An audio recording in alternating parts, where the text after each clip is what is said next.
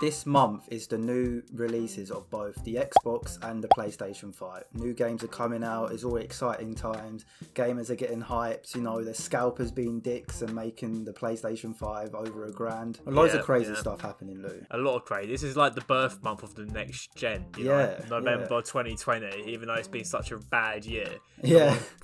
One of the few positives is that it has given us birth to a new gen race of consoles, Yeah, and to be fair, it's been very impressive, with the load times and all the demos they've shown. Yeah, but who's been silent, Dill? Yeah, there's been a very silent company, and that's Rockstar, Lou. Rockstar with GTA 6. Nothing. Absolutely nothing Whisper about GTA silence. 6. Nah. Like, you think what they did on the GTA 5, they released GTA 5 on the tail end of Xbox 360 and PS3, and then re-released it, and then they just got their money releasing the game about 7 different times. I feel like you can play GTA 5 on the Game Boy Micro at this point. Like, you seem really angry about it, Lou. You seem really angry that they're releasing it on every single console. With GTA, I'm not even angry anymore, Dill. It's just disappointment. I'm just disappointed. You just want that GTA. new game? I sort of do, but at the same time I don't, because I'm scared about what game we're going to get. Okay. What are you scared about exactly, though? Well, Dill, my fears stemmed from March 2020, is when my fears started to develop. And that is when Dan Houser, who co-founded Rockstar, left the company. I mean, they announced that at the beginning of the year, I think, but he officially left Rockstar back in March. And if you don't know what Dan Houser actually did, he was the lead writer of the GTA series since it was born, since he was the co-founder. And he was also the creative lead on other Rockstar games such as Bully, Red Dead Redemption 2 most recently, and Max Payne. So all the best games, basically. All the games you know Rockstar for. Yeah. Dan Houser was a creative force, and he was heavily involved in the process. Okay. And now he's gone. He is gone. Yeah. And that's the first sort of alarm bells that started ringing for me. And then you start reading articles. Is that, do you know how much money GTA Online has made in the last 4 years, Dill? Oh, I don't know. It must be a ridiculous amount. I'm gonna guess like 200 million. GTA Online has made over $1 billion in 4 years. GTA 5 last year generated $595 million in revenue last year. GTA 5. That's not just from copies sold, but it includes GTA Online. But that does also include copies sold. It was the third biggest grossing franchise last year for a game that was released back in 2013. That's crazy. That is mad. But it is really fun. It's a really fun game. It is really fun. So I understand why they keep releasing it, because people are obviously still having fun with the game. Yeah. It's not like they're scamming people, with stupid microtransactions. People are just having fun. And the mod community with the role playing on PC, that's very interesting as well. But I am itching for a new GTA. I just want to know what it's going to be about, I just got that itch. Yeah. That itch look. This is the thing though, it's clear as day, and if you think otherwise, I don't know what really to tell you here, but it's clear as day that Rockstar, well, I think mainly Take-Two have shifted what they want to focus on the GTA series now. Their eyes are opened. They know GTA Online is going to be where the money's at. And that's why I am scared for GTA 6, because GTA has always been about exploring the worlds and having fun with it, especially with the characters as well. When you see from GTA Vice City mainly to San Andreas, GTA 4 and even GTA 5 to the stories and the characters, they're all really memorable. My fear is that this will not be a focus for GTA 6. And then when you see Dan Houser, who's been the creative lead, leaving and whatnot, it makes you a bit thinking, shit, what is going to happen for the single player side of things and whatnot. They haven't even released any single player DLC for GTA 5 this generation. Yeah, that was shocking. And that was gutted. I was gutted. Yeah, considering how good the Gallad of Bay the Gallad of Baytoni. Was that the game you were trying to? I remember playing the Gallad of Baytoni.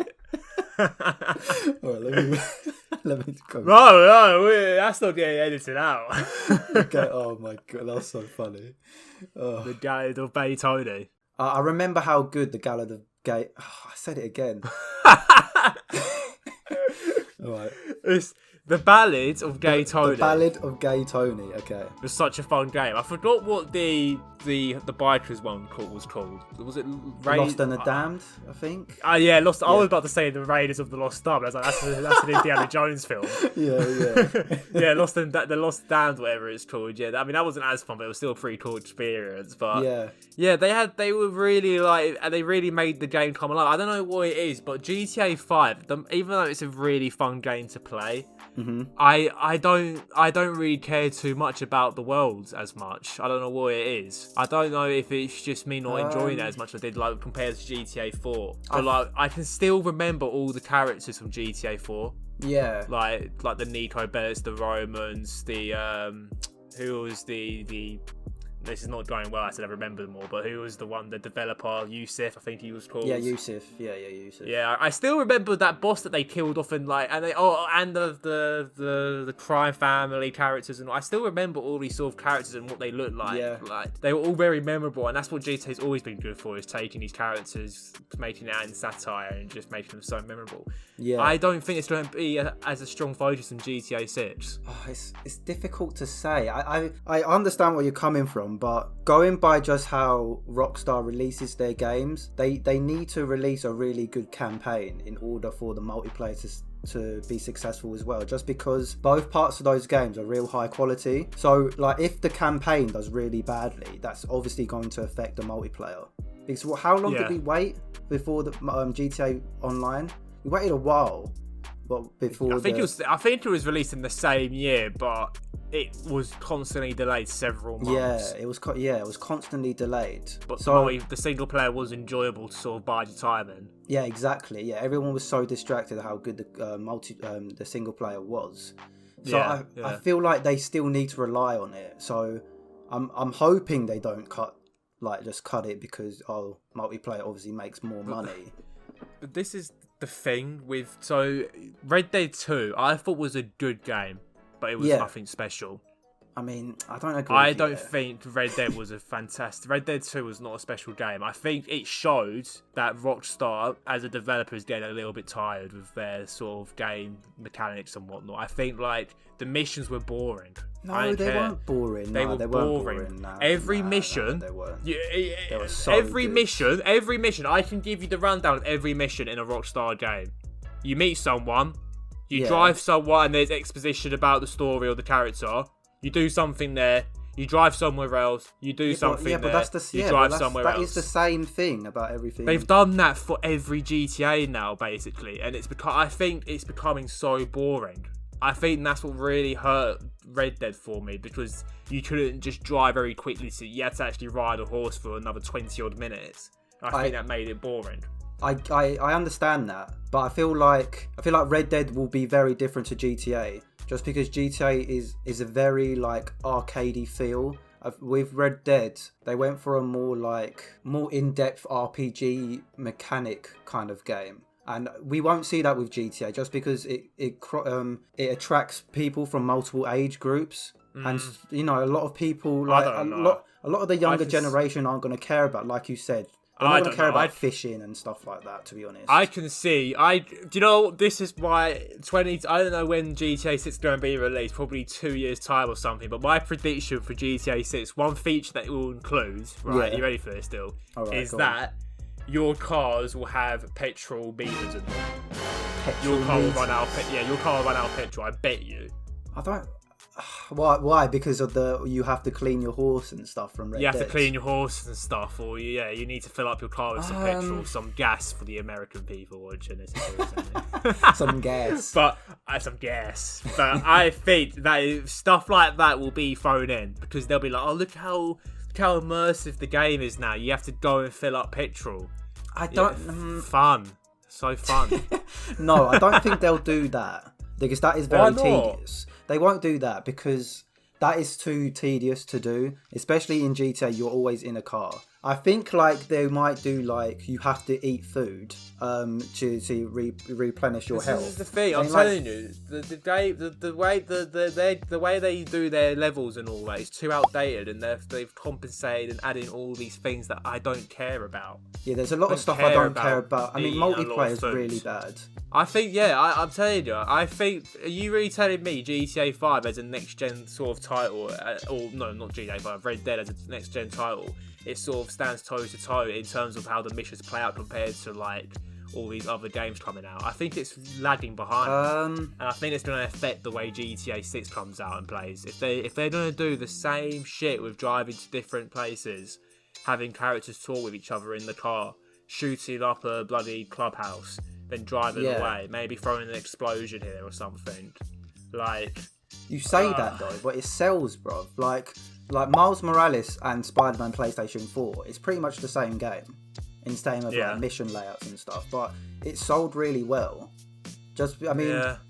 You can't fix what's not broken, I guess. It's that kind of formula. I know it's kind of boring to see the same thing over and over again, but it's the formula of that game. I understand that they could go like too far and just make like you said, the petrol gauge and stuff like that, which I don't think they'll do, because are we having a bet deal? Are we having a bet?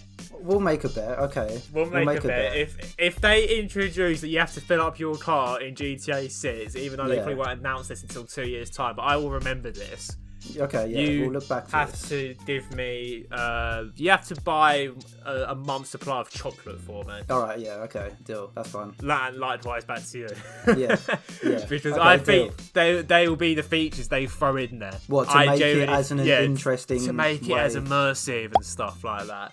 And let's be honest, they're going to try and find every way to sort of squeeze you for money in GTA Online, honestly. The amount of money for upkeep and maintenance. Oh, let's start charging these idiots $1,000 to fill up their car with petrol. They do insurance, for God's sake, Dill. They put in insurance on cars. Why do that? Yeah, but that's because there's lots of trolls that will just blow up your car, and rather than you paying for your car, isn't that the point of it? That you can just like respawn it straight away? I don't know. Imagine if they keep the insurance thing up and they're like, oh, your car keeps blowing up, so we're going to up your premium. Like, great. Playing Life Simulator. Because some dickhead came at me with a military jet and blew me up. Now my premium's gone up by £1 million. No, yeah, I mean, yeah, GTA 5 is very chaotic. Online, I'm just concerned. Is very chaotic. I understand your concern. I speak as a concerned GTA fan. Yeah, I don't think it's going to be a bad game. I hope it's not going to be a bad game, but I'm concerned it's not going to be the game that we want. I understand that. I feel like what they should do is because my problem is that, like, even though the maps are huge, at the same time they're very empty. What I liked about GTA 4, for example, is that you could find hidden cards, secret locations and stuff. There isn't a lot of that in GTA 5. Yeah, I think that's the thing. I mean, another prediction here is that they're going to include Liberty City and San Andreas in the same map. I reckon they're going to have just a massive game, just like a massive world map. You can travel like maybe on the plane or something like that, and I reckon that's going to be a thing. You'd be like, look how big it is, but then at the same time, I would rather play in the map size of GTA 4, but then have like buildings and stuff, much more stuff that you can actually go into. Because like GTA 5 almost so you can just say how much they've abandoned it. GTA 5 is so aspect, it's just empty. I mean, like horse tracks, nothing goes on the horse track, stuff like that. It's just empty and lifeless. Yeah. So I hope they really up their game for the solo player. No, I think they will. Like you said, They need to. I want to, like, you know how Cyberpunk is like promoting verticality with their buildings, like you can go into most buildings and it's like I'm hoping that's the route they go. Yeah, I hope it's that kind of route. And like you said with GTA 5, like Sandy Shores, who cares about Sandy Shores? It's so boring. Like, there's nothing to do. They need. Yeah, that's what I mean. And it hasn't been updated, and that's the thing. I'm hoping that they really look at what wasn't that well done. Yeah, but at the same time, this is a game series now that's made an absolute killing. So what the hell do we know? No, I think Rockstar... We know what's going to happen. As soon as GTA 6, the reveal trailer comes out, we're all going to be hyped for it. So we will. I mean, hopefully, I have hope, Lou. I'm hopeful. I think Rockstar I can won't have let us your down. hope. I hope not, but we'll have to see.